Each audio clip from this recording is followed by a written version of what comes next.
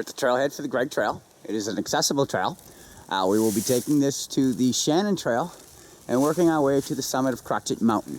Heading out this way. Crotched Mountain.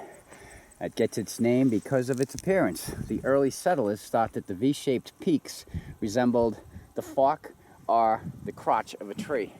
They must have been at a different angle than we are right now. I don't see it either. But other than that, this mountain does have some history besides being a ski area.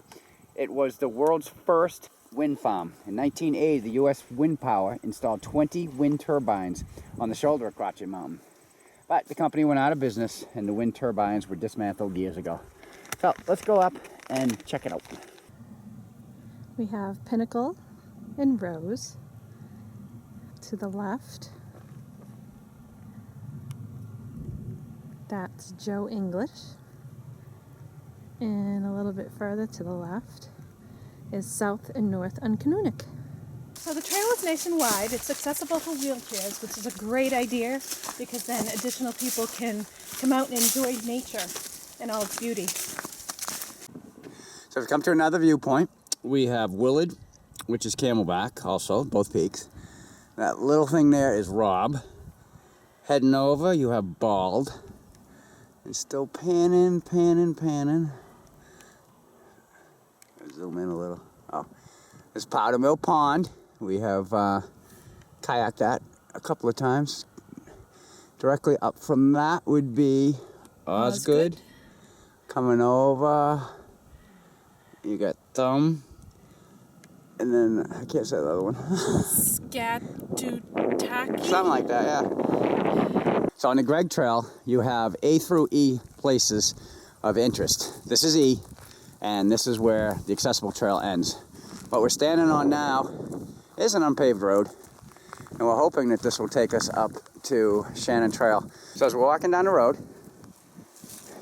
there will be a trail that goes off to the right. The unpaved road will continue this way where we have a little friend. I'm not getting too close.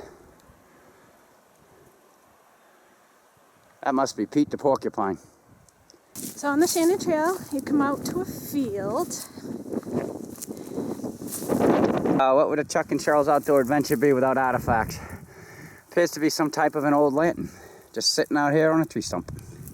So we've come to the trail junction with the lower link and the junction of Shannon's Trail. We'll be following Shannon's Trail, going down this way. So continuing on down the Shannon Trail, nothing about this hike has been hard yet, but to be fair, we're really not even at the base of the mountain from what I can see yet, so we'll be moving on along. Because we're crossing over this, what I believe to be a boundary wall. And if you look off to our left, that would be, let me zoom in a little for you, the Bennington Trail. Of course, we're not going that way. We are going to the Shannon Trail, even though it's a little difficult to read. That one will go up. So it was probably our first significant up of the day. But I do have to say that once the trail started its incline, the blazing became a lot better. I mean, you've got one up there. Another a little further up, I see another one. I can't see it in a viewfinder, but it's there. I love how this boulder is just sitting there on the top of that rock wall. I believe it was probably placed there from glaciers. So we've hit the first of the ledges, and we're going up.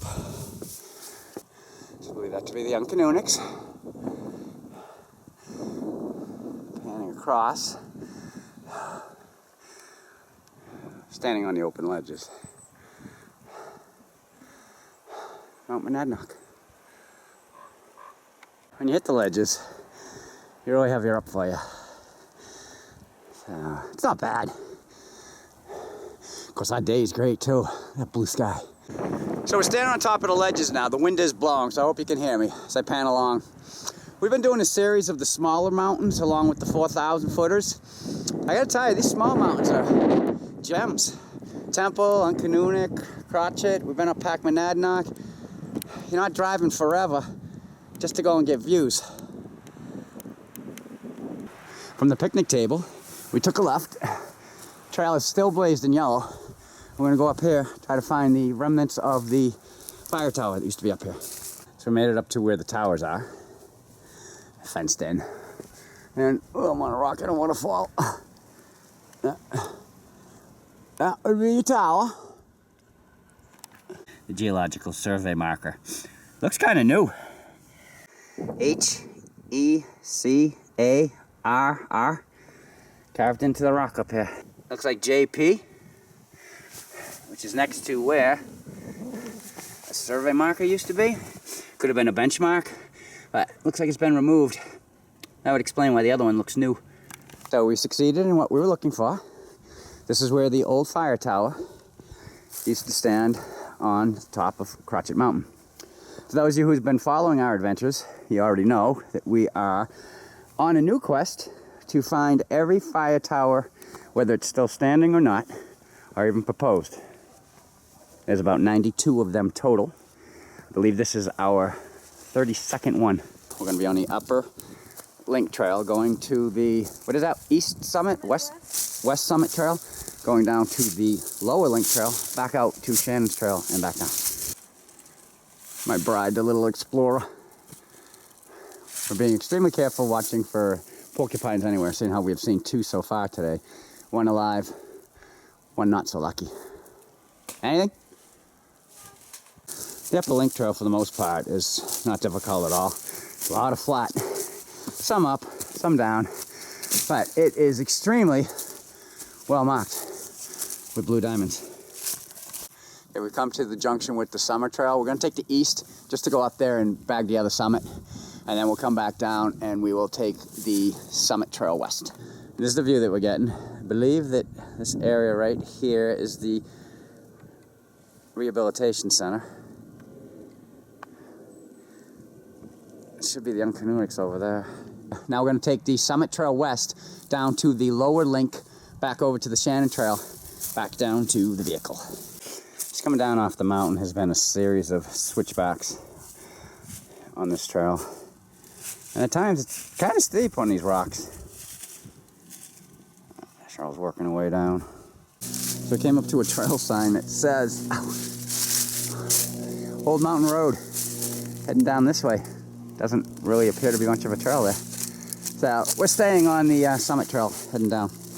We're done as far as the Summit Trail west goes. We took a right onto Lower Link, which will take us out to Shannon Trail. So we're hoping that the Lower Link would have been like the upper link, basically flat. We've been on a steady incline pretty much since we got on it.